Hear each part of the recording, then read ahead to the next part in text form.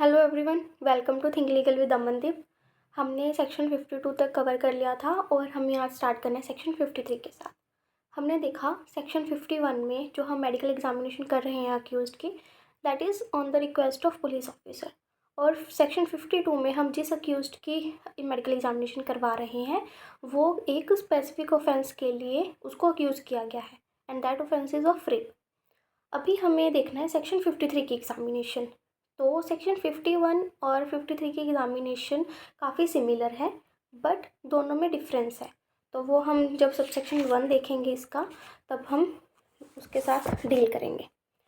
तो सेक्शन 53 क्या कहता है कि examination of arrested person by medical officer जो है अक्यूज पर्सन की एग्जामिनेशन करेगा। कब करेगा? तो when any person is arrested, जब किसी पर्सन को अरेस्ट कर लिया गया है, he shall be examined by a medical officer in the service of the central government or the state government. ठीक है, तो वो मेडिकल ऑफिसर उसको एग्जामिन करेगा जो कि सेंट्रल गवर्नमेंट की सर्विस में है या स्टेट गवर्नमेंट की सर्विस में है। And in case the medical officer is not available, अगर ये मेडिकल ऑफिसर अवेलेबल नहीं है जो कि सेंट्रल और स्टेट गवर्नमेंट की एम्प्लॉयमेंट में है, तो फिर जो ये मेडिकल एग्जामिनेशन है ये कौन करेगा? तो by a registered medical practitioner soon after the arrest is made. ठीक है, तो सबसे पहली प्रेफरेंस क्या है? मेडिकल ऑफिसर की, जो कि सेंट्रल गवर्नमेंट और स्टेट गवर्नमेंट की सर्विस में है। अगर मेडिकल ऑफिसर अवेलेबल नहीं है तब रजिस्टर्ड मेडिकल प्रैक्टिशनर भी कर सकता है। और ये कब करेंगे examination? As soon as possible, जितना जल्दी हो सके उतना जल्दी। तो इसमें जो फर्स्ट प्रोवाइज़ो है वो न्यू ऐड करी गई है। ये प्रोवाइज़ो पहले हमारे पास सीआरपीसी में अवेलेबल नहीं थी। तो देखते हैं व्हाट इट सेज। तो provided that if the medical officer or the registered medical practitioner is of the opinion that one more examination of such person is necessary, he may do so. तो अगर medical officer को लग रहा है कि एक से ज़्यादा मेडिकल एग्जामिनेशंस रिक्वायर्ड हैं अक्यूज पर्सन की, तो वो एक से ज़्यादा मेडिकल एग्जामिनेशंस भी कर सकता है। तो दिस इज़ वेरी इंपॉर्टेंट। अगर डॉक्टर ने एक मेडिकल एग्जामिनेशन करी और उसको लगा कि उसको इन डेप्थ जाकर उसकी एग्जामिनेशन करने की रिक्वायरमेंट है, तो उस केस में वो क्या कर सकता है? उसकी सेकंड एग्जामिनेशन भी कर सकता है। फिर second proviso deals with female, कि where the arrested person is a female, तो the examination of the body shall be made only by or under the supervision of female medical officer, and in case the female medical officer is not available by a female registered medical practitioner. तो वही same चीज़ कि अगर female है arrested person, तो उसकी जो medical examination है वो फीमेल मेडिकल ऑफिसर करेगी। अगर फीमेल मेडिकल ऑफिसर नहीं अवेलेबल तो उसकी सुपरविजन में होगी। तो अगर ना तो कोई फीमेल मेडिकल ऑफिसर अवेलेबल है जो कि एग्जामिनेशन कर सके, और ना ही वो अवेलेबल है जिसकी सुपरविजन में एग्जामिनेशन हो सके, तो फिर जो कोई भी फीमेल रजिस्टर्ड मेडिकल प्रैक्टिशनर होगी तो वो कर लेगी मेडिकल एग्जामिनेशन। ठीक है, तो ये हो गया हमारा सेक्शन 53 का सबसेक्शन 1। अब हमने सेक्शन 51 में क्या देखा था कि वहाँ पर जो हमने पुलिस ऑफिसर के कहने पे अरेस्टेड पर्सन की एग्जामिनेशन करवाई थी मेडिकल प्रैक्टिशनर से, तो that was for the purpose of collection of evidence, कि जो पुलिस ऑफिसर था उसको रीज़नेबल बिलीफ था कि अगर मेडिकल एग्जामिनेशन करवाएंगे तो एविडेंस मिल सकता है। बट यहाँ पर ऐसा नहीं है। ये जो एग्ज़ामिनेशन है ये कंपलसरी है, ये हर केस में होगी। जब भी किसी पर्सन को अरेस्ट किया जाएगा तो उसकी as soon as possible medical examination करवाई जाएगी। बट जो सेक्शन 51 की एग्ज़ामिनेशन है वो डिस्क्रिशनरी है। अगर पुलिस ऑफिसर को लग रहा है कि जो मेडिकल एग्जामिनेशन है उससे हमें कुछ एविडेंस मिल सकता है तब वो करवाएगा, अदरवाइज़ वो नहीं करवाएगा। तो ये ध्यान रखना है कि 53 वाली जो एग्जामिनेशन है इट इज़ कंपलसरी, हर केस में होगी। 51 वाली on the request of police officer होगी, that is in his discretion. तो सेक्शन 53 को आगे देख लेते हैं अब। Subsection 2 says the medical officer or registered medical practitioner so examining the arrested person shall prepare the record of such examination. ठीक है, तो मेडिकल ऑफिसर ने अगर करी एग्जामिनेशन वो, अगर रजिस्टर्ड मेडिकल प्रैक्टिशनर ने करी तो वो क्या करेंगे? रिपोर्ट बनाएंगे एग्जामिनेशन की। क्या करेंगे उसमें mention? Any injuries or marks of violence upon the person arrested and the approximate time when such injuries or marks may have been inflicted. तो एक तो वो बताएंगे कि अक्यूज्ड अरेस्टेड पर्सन की बॉडी के ऊपर कौन से मार्क्स ऑफ इंजरी मिले या कोई मार्क्स ऑफ वायोलेंस मिले, और इन मार्क्स ऑफ वायोलेंस का और इन इंजरी का क्या पॉसिबल टाइम हो सकता है कि किस टाइम पर ये इंजरी उसको हुई होगी। फॉर एग्ज़ाम्पल मेडिकल एग्जामिनेशन से पता चला कि ये जो इंजरी है ये 1 महीना पुरानी है, ये भी हो सकता है कि वो कुछ घंटे पुरानी है। तो इससे क्या है, इफ़ेक्ट पता चलता है। फिर subsection 3, where an examination is made under subsection 1। जब हमने सबसेक्शन 1 में एक एग्जामिनेशन करी है तो a copy of report of such examination shall be furnished by the medical officer or registered medical practitioner as the case may be to the arrested person or the person nominated by such arrested person। तो ये जो report बनेगी medical examination की, तो ये report arrested person को भी दी जाएगी या फिर अरेस्टेड पर्सन ने अगर किसी और पर्सन को नॉमिनेट करा है तो उस पर्सन को भी दे दी जाएगी। फिर आ गया सेक्शन 54। ये क्या है, आइडेंटिफिकेशन ऑफ पर्सन अरेस्टेड। तो इसमें क्या है कि कई बार क्या होता है, जो अक्यूज्ड होता है वो नोन नहीं होता या उसकी आइडेंटिटी नोन नहीं होती या उसकी आइडेंटिटी को कंफर्म करने की ज़रूरत होती है। तो हमारे पास ये प्रोविज़न है जिसमें कि हम जो अरेस्टेड पर्सन है उसकी आइडेंटिफिकेशन को कंफर्म करेंगे या उसको आइडेंटिफाई ही करेंगे। तो इसको देखते हैं कि where a person is arrested on a charge of committing an offence. किसी पर्सन को अरेस्ट करा इस चार्ज पर कि उसने कोई एक ऑफेंस कमिट किया है, and his identification by any other person or person is considered necessary for the purpose of investigation of such offence. और जिस पर्सन को हमने अरेस्ट करा है उसकी आइडेंटिफिकेशन करवाना किसी पर्सन से या एक से ज़्यादा पर्सन से इम्पोर्टेंट है for the purpose of investigation. तो द कोर्ट हैविंग जुरिस्डिक्शन, तो ये एग्जामिनेशन कौन करवा रही है, कोर्ट करवा रही है। क्या हर केस में करवाएगी तो नहीं, मे है जिसमें रिक्वायरमेंट होगी सिर्फ उस केस में करवाएगी। कब करवाएगी, on the request of officer in charge of police station. जब जो हमारे officer in charge of police station है जिसको हम SHO बोलते हैं उन्होंने रिक्वेस्ट किया है।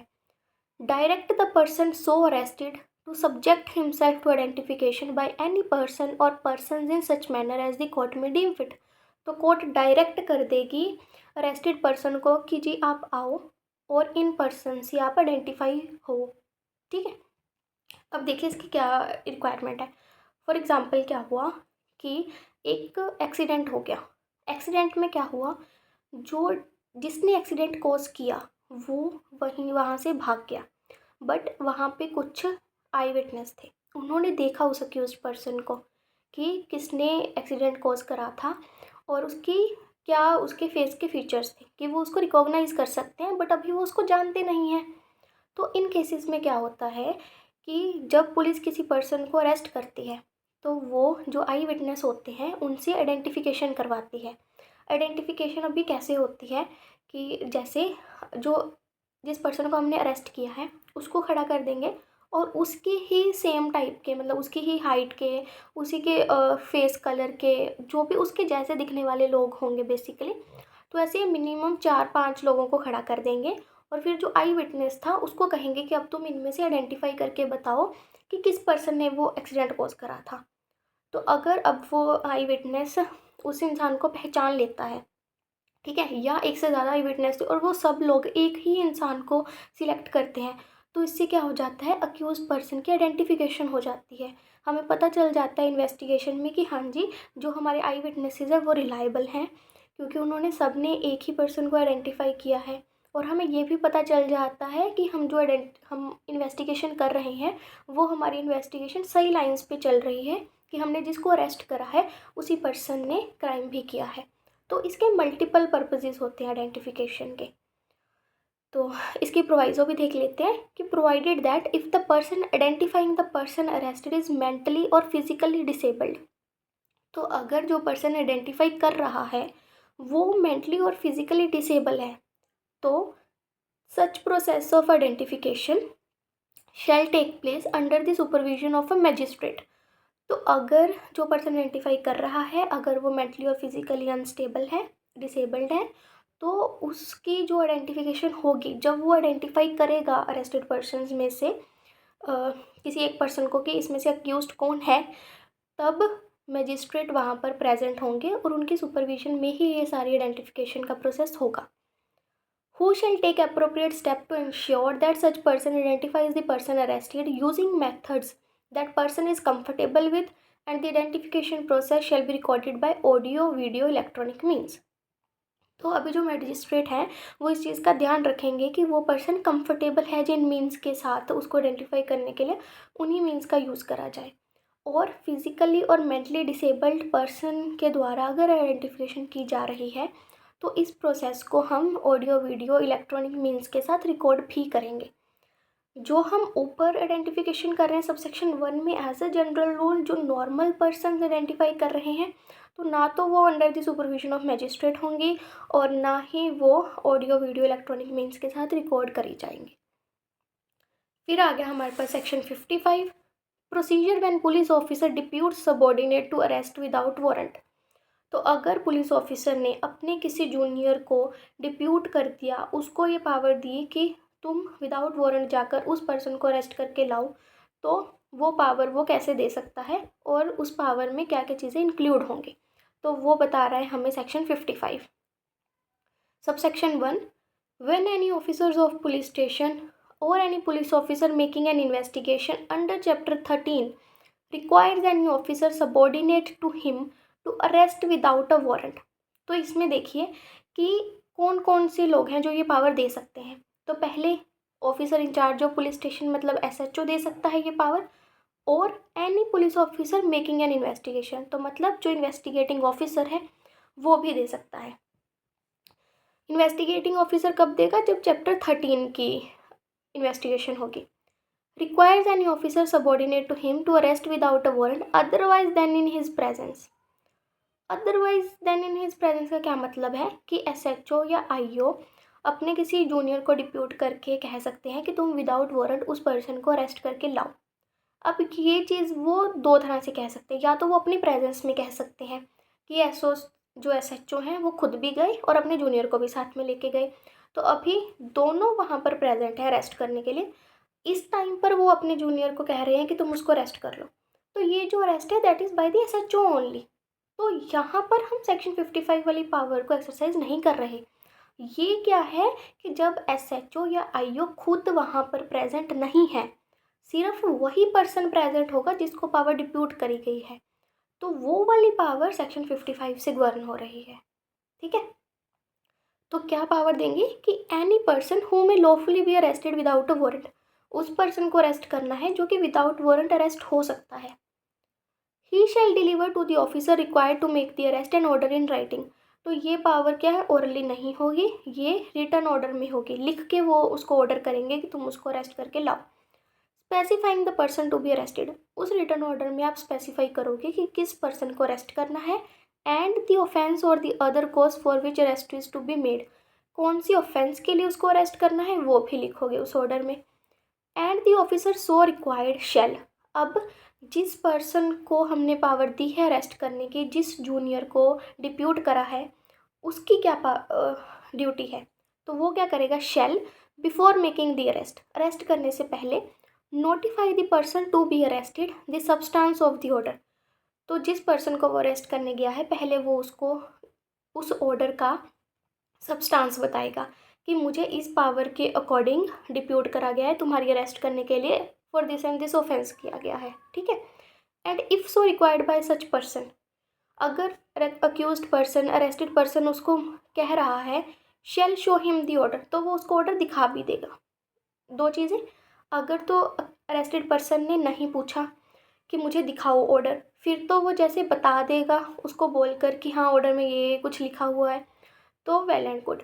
अगर अरेस्टेड पर्सन नहीं मान रहा कि नहीं I am not believing what you are saying, तो फिर वो उससे मांग सकता है कि can you show me this order, तो जो पर्सन डिप्यूट करा है अरेस्ट करने के लिए वो उसको वो ऑर्डर शो भी कर सकता है।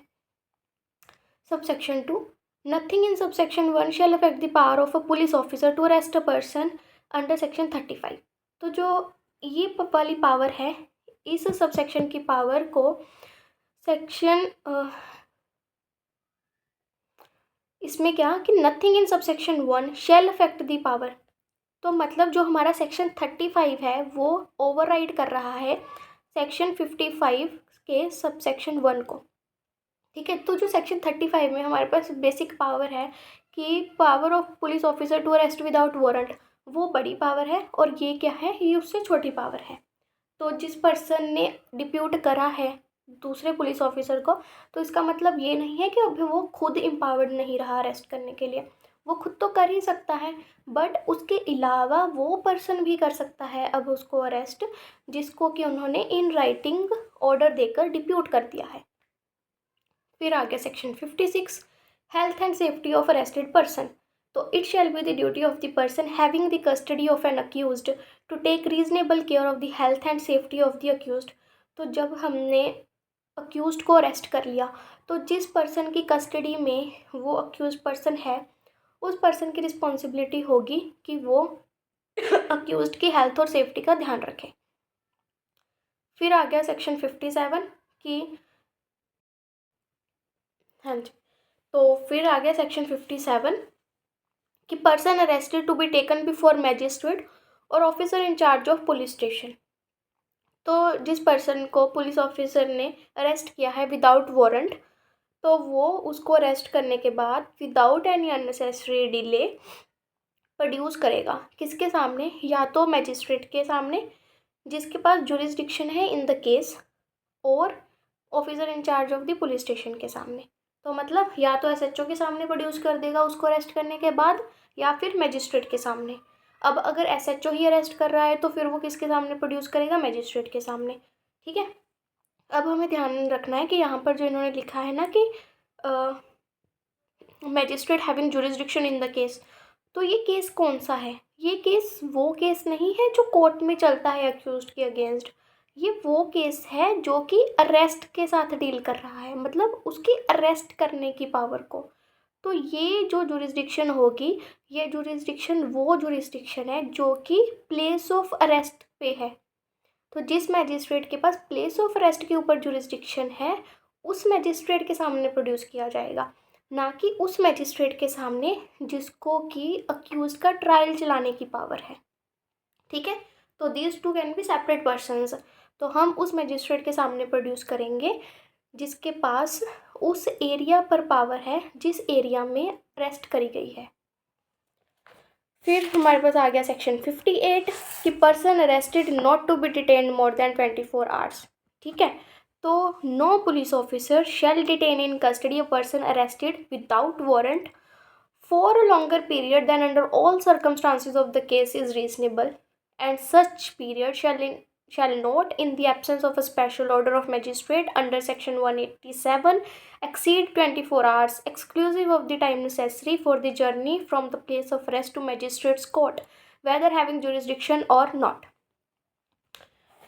तो इस सेक्शन में क्या बताया गया है कि अगर किसी पर्सन को आपने विदाउट वारंट अरेस्ट किया है, तो उसको अरेस्ट करने के 24 आवर्स के अंदर अंदर मैजिस्ट्रेट के सामने प्रोड्यूस करना है। ये जो मैजिस्ट्रेट है ये जुरिस्डिक्शनल मैजिस्ट्रेट भी हो सकता है और नॉन जुरिस्डिक्शनल मैजिस्ट्रेट भी हो सकता है अगर, ठीक है, बट इसमें 24 आवर्स में वो टाइम पीरियड इंक्लूड नहीं होगा जो कि कोर्ट के सामने प्रोड्यूस करने के लिए इन ट्रैवल हमने टाइम स्पेंड करा है। ठीक है, तो फॉर एग्जांपल कि किसी पर्सन को अरेस्ट किया और उसको अरेस्ट करके आपने क्या करा, उसको दूसरी जगह लेके जाना था प्रोड्यूस करने के लिए। अब वहाँ जाने में लग गया आपको 1 घंटा, ठीक है, मैजिस्ट्रेट के सामने प्रोड्यूस करने में। और उस 1 घंटा के साथ क्या हो गया कि आपके 24 आवर्स एक्सीड हो गए, वो हो गए 25 आवर्स। तो अब ये जो 1 आवर है आपने ट्रैवल में लगाया अरेस्टेड पर्सन को कोर्ट में प्रोड्यूस करने के लिए, तो ये ट्रैवल का टाइम इंक्लूड नहीं होता 24 आवर्स में, उसको हम क्या करते हैं, एक्सक्लूड कर देते हैं। और यहाँ पर इसकी प्रोवाइजो क्या है कि shall not in the absence of a special order of a magistrate under section 187। 187 में क्या होता है, रिमांड के ऑर्डर होते हैं। तो अगर कोर्ट ने आपको रिमांड दे दिया है, पुलिस रिमांड दे दिया, तो उस केस में फिर ये जो 24 आवर्स की रिक्वायरमेंट है ये नहीं लगेगी।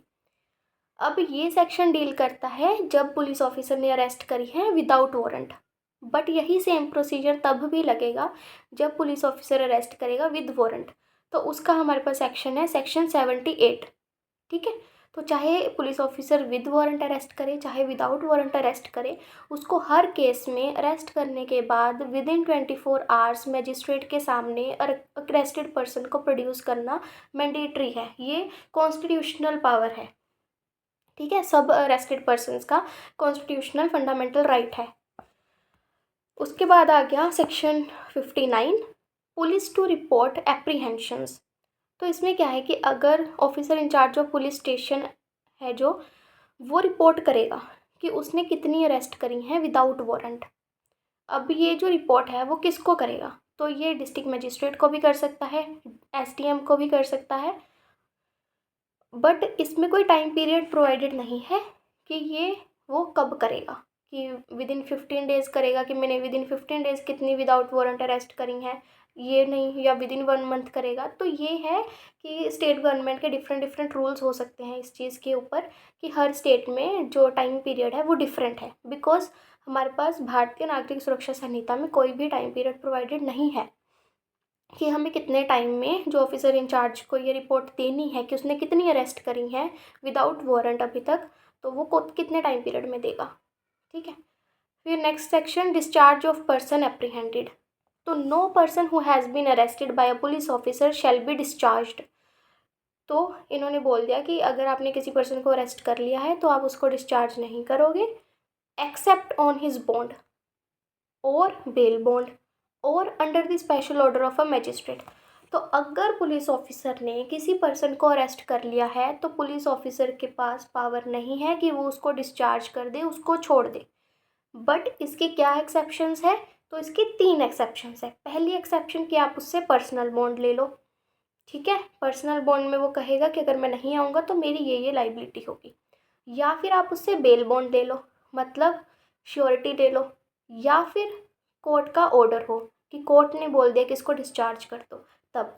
तो सिर्फ इन 3 केसेस में जो पुलिस ऑफिसर है वो अरेस्टेड पर्सन को डिस्चार्ज कर सकता है, अदरवाइज इनके अलावा किसी भी और केस में वो उसको डिस्चार्ज नहीं करेगा।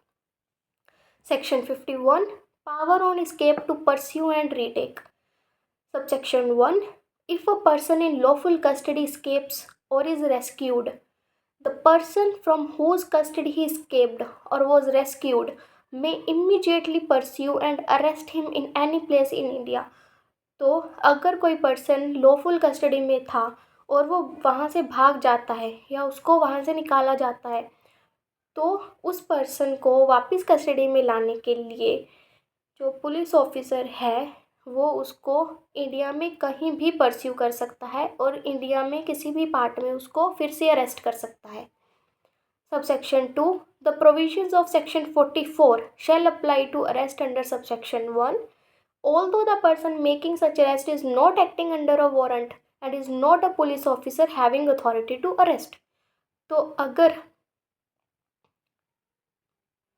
तो इन्होंने लिख दिया कि जो सेक्शन 44 की हमारे पास पावर थी, section 44 dealt with search of place entered by person, तो वो वाली पावर ही इस पर्सन के पास होगी जो सेक्शन 61 में अरेस्ट कर रहा है पर्सन को। और ऐसे माना जाएगा कि चाहे उस पर्सन के पास वारंट नहीं है तब भी वो 44 वाली पावर्स को एक्सरसाइज करेगा। एंड ज़रूरी नहीं है कि ये जो पर्सन अरेस्ट कर रहा है वो पुलिस ऑफिसर ही हो, ठीक है। बिकॉज इन्होंने कहा क्या लिखा है सेक्शन 61 में कि if a person in lawful custody escapes और रेस्क्यूड, ठीक है, कोई भी पर्सन है जो लॉफुल कस्टडी से स्केप कर गया। अब ये कोई भी हो सकता है, इन्होंने बिकॉज यहाँ पर अक्यूज नहीं लिखा, तो जिस भी पर्सन की कस्टडी में से वो पर्सन स्केप किया था वो उसको रिटेक कर सकता है। अब ये पर्सन क्या है, ज़रूरी नहीं है कि इस पर्सन के पास अथॉरिटी टू अरेस्ट भी हो सकता है ये लाइक जूनियर पुलिस ऑफिसर हो जिसके पास अथॉरिटी टू अरेस्ट नहीं है बट उसकी कस्टडी में अरेस्टेड पर्सन था। तो क्योंकि उसकी कस्टडी में से अरेस्टेड पर्सन भागा है इसलिए वो इंडिया में कहीं भी जाके उसको परस्यू कर सकता है, उसका पीछा कर सकता है, उसको ढूंढ सकता है और फिर उसको दोबारा अरेस्ट कर सकता है। सेक्शन 62 देख लेते हैं। Arrest to be made strictly according to Sanhita. No arrest shall be made except in accordance with the provisions of this Sanhita or any other law for the time being in force providing the arrest. तो जितने भी arrest होंगे संहिता में वो इसी तरह से होंगे जैसे कि इस संहिता में बताया गया है, जो हमारे पास सेक्शंस में लिखा गया है। या फिर अगर अरेस्ट के साथ कोई और लॉ डील कर रहा है तो उस लॉ की प्रोविजंस को हम फॉलो करेंगे, ठीक है। बट भारतीय नागरिक सुरक्षा संहिता या किसी और स्पेशल और लोकल लॉ को छोड़कर और किसी भी तरीके के साथ आप अरेस्ट नहीं करोगे। अरेस्ट शुड बी स्ट्रिक्टली जैसे लिखा गया है वैसे ही होगी। ओके, तो अभी हमारा चैप्टर 5 ख़त्म हो गया। अभी हम कल स्टार्ट करेंगे चैप्टर 6 के साथ, which deals with processes to compel appearance, कि जो अरेस्टेड पर्सन है उनकी जो अपीयरेंस है कोर्ट में उसको कंपेल करने के क्या तरीके हैं, कौन कौन से वे के साथ हम अरेस्टेड पर्सन को सम्मन कर सकते हैं, ठीक है। तो ये अरेस्टेड पर्सन के साथ भी डील करेंगी और अगर हमें विटनेसेस को भी बुलाना है तो उनके साथ भी ये सेक्शन डील करेंगे। तो हम कल स्टार्ट करेंगे चैप्टर 6 के साथ। आज के लिए इतना काफ़ी है। So thank you guys.